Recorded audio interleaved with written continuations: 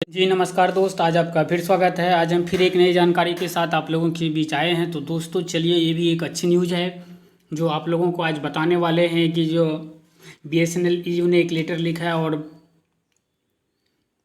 अजनबी वैष्णव जी से कुछ मांग किए हैं, कुछ महत्वपूर्ण मांगे की गई है। तो चलिए दोस्तों, आपको बताते हैं आखिर कौन सी मांग की गई है।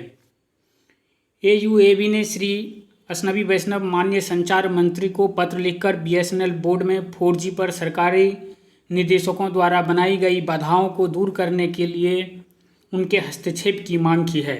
BSNL को टेंडर प्रक्रिया के लिए 4G उपकरण खरीदने और अपनी 4G सेवा शुरू करने में कम से कम 3 साल और लगेंगे। इसीलिए AUAB BSNL की 4G सेवा शुरू करने के लिए मौजूदा 4G संगत BTS को अपग्रेड करने की मांग कर रहा है।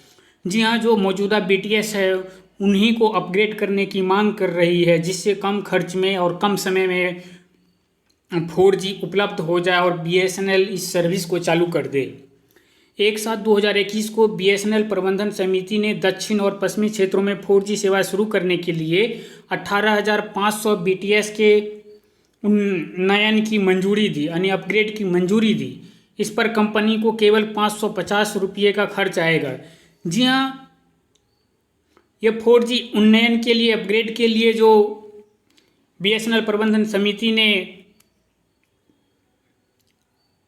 दक्षिण और पश्चिमी क्षेत्रों में 4G सेवा शुरू करने के लिए जो मंजूरी दी, उसमें केवल 550 रुपये खर्च होंगे और उसमें 18,500 BTS 4G में अपग्रेड हो जाएगा।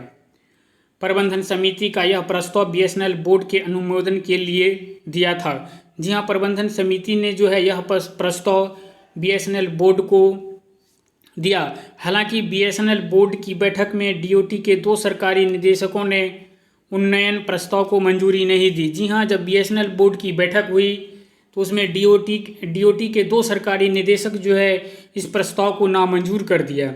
इसीलिए मौजूदा BTS को अपग्रेड करने और 4G सेवा शुरू करने के प्रस्ताव को रोक दिया गया है, जिसके कारण अब BTS का तो अपग्रेड होगा नहीं और 4G सेवा प्रस्ताव जो दिया गया था उसको भी रोक दिया गया है। इन परिस्थितियों में AUAB ने माननीय संचार मंत्री श्री अजनबी वैष्णव को एक पत्र लिखा है और BSNL बोर्ड में सरकारी निदेशकों द्वारा बनाई गई बाधाओं को दूर करने के लिए उनके हस्तक्षेप की मांग की है।